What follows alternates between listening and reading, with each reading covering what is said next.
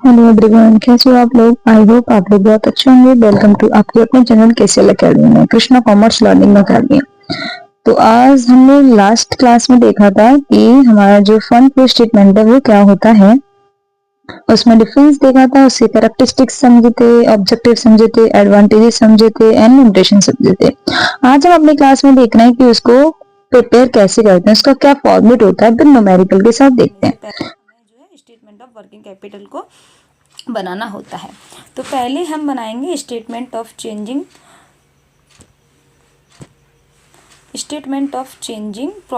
Working capital. ठीक है, उसके लिए जो है उसमें हमारा फॉर्मेट होता है पर्टिकुलर डालना है beginning of the year, end of the year. यहाँ पे वर्किंग कैपिटल इंक्रीज और यहाँ वर्किंग कैपिटल डिक्रीज, ये 5 कॉलम बनते हैं। सबसे पहले जो हमारा क्वेश्चन दे रखा होता है, जो बैलेंस शीट होती है वो क्वेश्चन में गिवन होगी, उसी के बेसिस पे हम चेंज इन वर्किंग कैपिटल का बनाएंगे। तो करंट असेट्स आ गया। करंट असेट्स में हमारा कैश इन हैंड है या बैंक है, बिल्स रिसीवेबल्स हैं, सन्डी क्रेडिटर्स हैं, क्लोजिंग स्टॉक्स है, शॉर्ट टर्म इन्वेस्टमेंट है, प्रीपेड एक्सपेंसेस हैं, अदर करंट असेट्स हैं। इन सब का हम टोटल करेंगे और दोनों में लिखेंगे। हम बिगनिंग का भी लिखेंगे और जो है एंडिंग ऑफ द ईयर का भी लिखेंगे। अगर यहाँ इंक्रीज़ हो रहा है तो इंक्रीज अमाउंट में लिखेंगे, डिक्रीज़ हो रहा है तो डिक्रीज में लिखेंगे। ये मैंने सिर्फ एक ऐसा फॉर्मेट बनाया है, ऐसा ज़रूरी नहीं है कि कैश इन हैंड हमेशा इंक्रीज़ होता है। ये इंक्रीज़ भी हो सकता है और समटाइम ये डिक्रीज़ भी हो सकता है। तो ऐसा नहीं है कि मैंने जो लिखा है इंक्रीज तो इंक्रीज होगा, डिक्रीज तो डिक्रीज होगा, ऐसा नहीं है।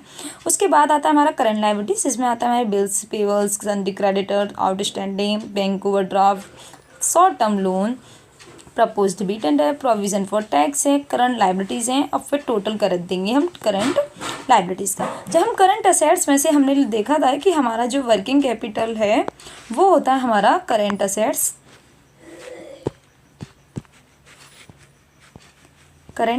माइनस के करंट लायबिलिटीज़।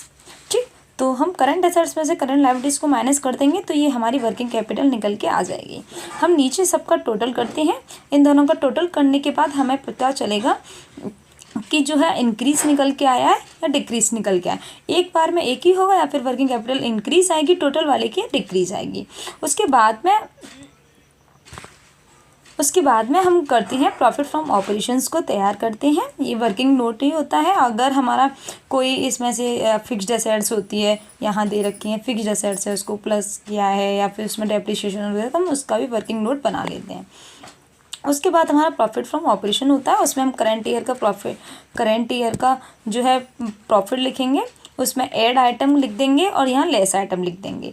ऐड में हमारा डेप्रिसिएशन होगा तो ऐड होता है। प्रीमिलरी एक्सपेंसेस को ऐड करेंगे। Discount on issue of shares को करेंगे, या डिवेंचर्स हो उनको भी प्लस करते हैं। प्रीमियम हो चाहे शेयर्स का हो, डिवेंचर्स का हो, दोनों का करते हैं।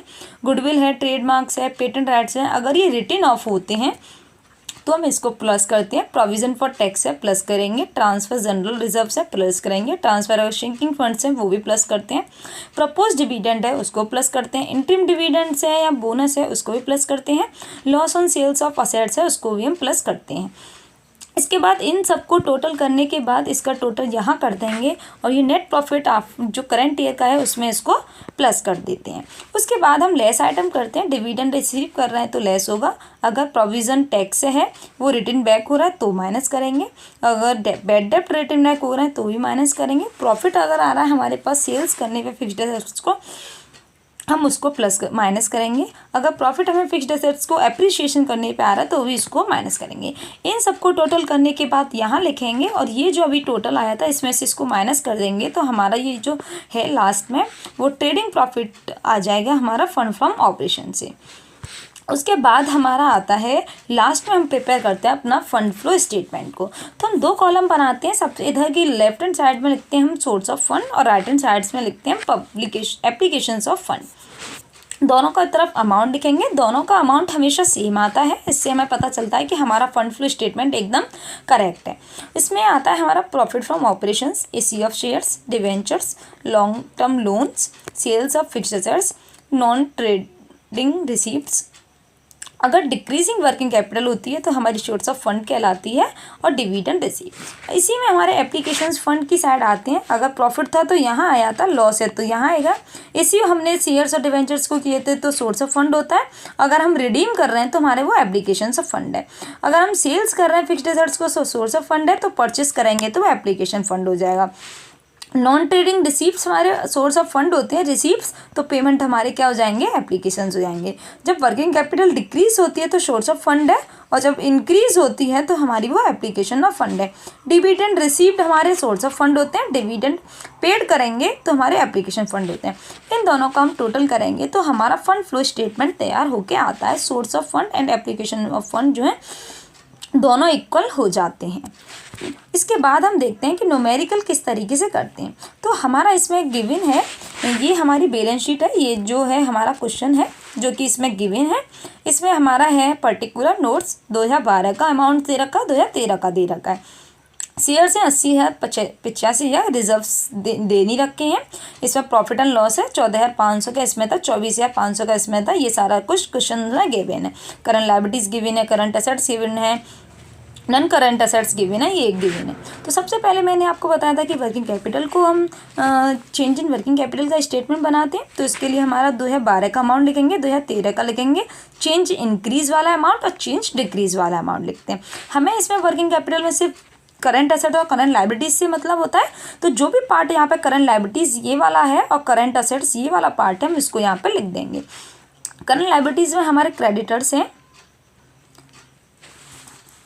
और करंट एसेट्स में हमारे जो हैं, करंट एसेट्स में हमारे स्टॉक्स हैं 9,000 के, डेटर्स हैं 16,500 के, 4,000 की ये है। ये 2012 वाला था और ये 2013 वाला है, जो ये वाला अमाउंट है।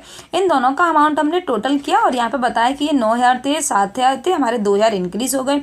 यहाँ 19,500 2013 में हुए हैं और 16,500 हमारे 2012 में था, तो यहाँ पे क्या हुआ, इंक्रीज हुआ। कैश इन हैंड ये 4,000 थे पहले, 5,000 9,000 हो गए, तो यहाँ 5,000 जो है इंक्रीज हो गया। तो यहाँ हमने करंट एसेट्स का दोनों का टोटल कर दिया। अब हम आते हैं करंट लायबिलिटीज के ऊपर। करंट लायबिलिटीज हमारी सिर्फ एक दे रखी है, क्रेडिटर्स। तो 2012 में जो है क्रेडिटर्स थे 9,000 के थे और 2013 में जो है वो 5,000 के हो गए, ये जो गिवन है यहाँ पे। तो ये जो है क्या हुआ, इंक्रीज हुए हैं 4,000 से। तो लायबिलिटीज इंक्रीज हुई है 4,000 से, वर्किंग कैपिटल लायबिलिटीज़ जो है डिक्रीज़ हुई है। ये हमेशा हमें याद रखना है कि जब लायबिलिटीज़ डिक्रीज़ होगी, हमारी लायबिलिटीज़ डिक्रीज़ होगी, तो इसका मतलब है कि वर्किंग कैपिटल जो है इंक्रीज़ हो रही है। हम यहाँ देखें कि जब हमारी लायबिलिटीज़ जो है डिक्रीज़ होती है तो इसका मतलब है कि जो चेंज इन वर्किंग कैपिटल है वो क्या होगा, इंक्रीज़ होगा। इसके वाइस वर्सा है कि अगर हमारी लायबिलिटीज़ जो है इंक्रीज़ होगी तो इसका मतलब है जो चेंज इन वर्किंग कैपिटल है वो क्या होगा, डिक्रीज़ होगा। असेट्स के लिए करेंगे, यहाँ पे असेट्स हमारे करंट असेट्स जो है इंक्रीज़ होंगी तो वर्किंग कैपिटल इंक्रीज़ होगी। यहाँ करंट असेट्स डिक्रीज़ होगी तो वर्किंग कैपिटल इंक्रीज़ होगी। ठीक, तो हमारे ये आ गया। यहाँ पे हमने देखा इनका टोटल किया था, टोटल वर्किंग कैपिटल निकाला और यहाँ पे हमारे ये आए थे 12,000 और यहाँ पे ये हमारे टोटल किया 5 और 3 8 और 4 12,000 हो गए। और यहाँ पे सिर्फ कितने हैं, 2,000 है डिक्रीज़ वाले में। तो डिक्रीज़ हमारा वर्किंग कैपिटल जब ये वाली यहाँ से डिक्रीज़ आए तो यहाँ पे क्या हो रही है, वर्किंग कैपिटल हमारी इंक्रीज़ हो रही है। ठीक है, अब हम नेक्स्ट करते हैं कि सोर्स ऑफ फंड को बनाना है। तो हमने सबसे यहाँ लिखा था कि source of application of fund कितने हैं, 10,000 रुपीज़ है, जो कि अभी हमने वहाँ से निकाला है। फिर इश्यूज ऑफ कैपिटल थे 5,000 थे, ये देखो इश्यू ऑफ शेयर्स के आगे, इश्यू ऑफ शेयर्स, शेयर्स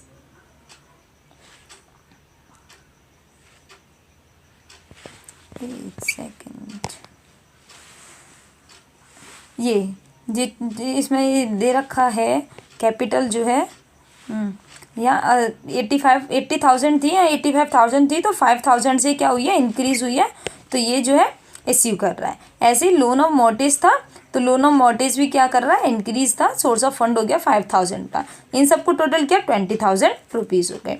यहाँ परचेस कर रहा है प्लांट एंड मशीनरी को 10,000 आया। चेंज इन वर्किंग कैपिटल अभी हमने पीछे से निकाला था 10,000 आया था, तो 10 और 10 20 हो गए, इधर भी 20 हो गया। इसका मतलब क्या हो गया, दोनों चीज़ क्या आ गई हमारी, जो है इक्वल आ गई हैं, यानी कि ये वाला अमाउंट और ये वाला अमाउंट दोनों क्या आ गया हमारा इक्वल आ गया। यहाँ जो है ये हमारा जो दे रखा था कैपिटल उसमें से हमने माइनस करके लिखा, और यहाँ जो हमारी प्लांट एंड मशीनरी दे रखी थी ये दे रखी है, आप देखो ये दे रखी है ये, ठीक। तो यहाँ से हम लेके आए कि अगर प्लस में जा रही है तो इसका मतलब हम परचेस कर रहे हैं, बढ़ रही है। अगर हमारी बढ़ नहीं रही है, घट रही है, तो इसका मतलब हम जो है सेल कर रहे हैं। अगर ये प्लांट एंड मशीनरी घट रही होती तो हम सेल कर रहे होते, तो ये हमारा यहाँ पे आ जाता। तो ये हमारा आज का पूरा हो गया। इसी तरीके से इसके न्यूमेरिकल्स को सॉल्व करते हैं। आई होप आप लोगों को समझ में आ गया होगा। Thank you for class today.